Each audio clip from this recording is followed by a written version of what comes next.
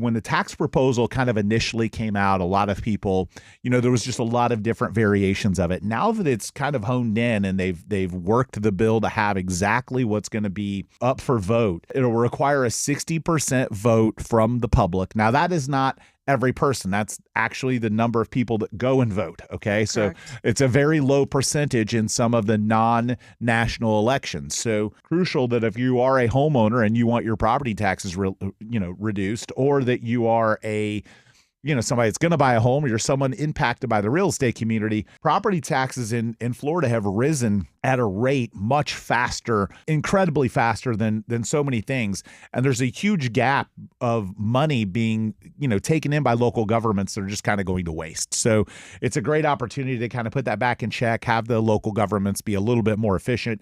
And it's not instantaneous. It's kind of a ramp. It starts with the $250,000 house, and then it's the $500,000 house, and then it kind of goes. So it's not like all at once all property taxes are gone.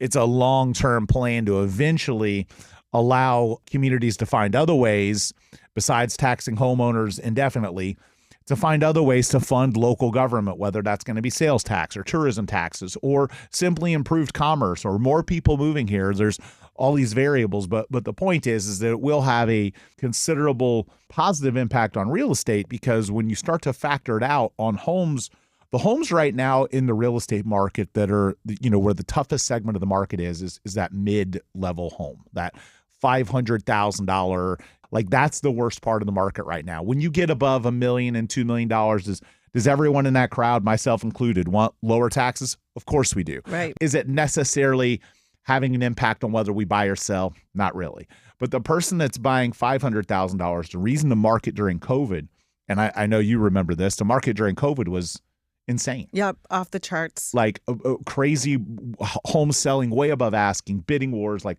madness, right? Well, we had like 3% interest rate, so everyone could qualify, and the money was cheap, and that obviously drove prices up. Since then, prices have really been kind of stagnant. They haven't moved a lot.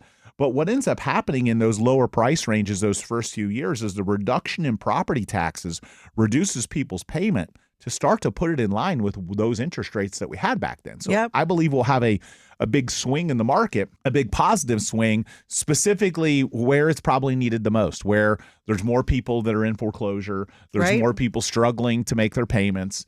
There's more people, that are more likely to be economically impacted by a job loss, and eventually everybody gets to benefit. But even just the initial people with an exemption for $250,000, and then additionally after that an exemption to $500,000, even if it never got past that, the people at $1 million and $2 million and $3 million are going to feel a positive impact, because those people that are going to sell their 250 are going to go buy a 500. The people that are going to buy a 500 are going to go sell, it's going to trickle. So nonetheless, I think it's one of the most, positive things for our real estate market in the near future, simply because of that. There is one key element to it that I think people aren't paying attention to, though. What I think happens the second half of this year, we've got some economic things underway. I'm hoping we see some relief, from some of that, but you have to be a resident here by the end of this year. I've had so many people reach out to me already from other states, buyers looking to want to purchase something because they want to be able to pull the trigger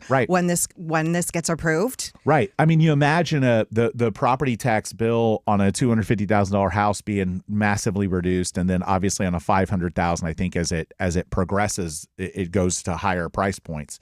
But the price impact of that for people is substantial, because what ends up happening if you don't move here by the end of this year, then you wait 5 years. 5 years. So that's when you factor in how much money that is in property taxes. So obviously, I know everyone listening to the show right now probably lives here. Or if you're here on vacation and you're thinking about moving, call me. You should do it now. Call Trish. Trish, what's your phone number? What's your phone number, Trish? It is 920-980-7805. Call me and I will take great care of you. And she will do an awesome job for you. And so the truth is that, as it gets out there and more people learn about this, I think we will see a really good, third and fourth quarter this year because of that movement of people. The reality is it may not end up passing. Markets, including real estate, including every market in the world, markets move ahead of the data.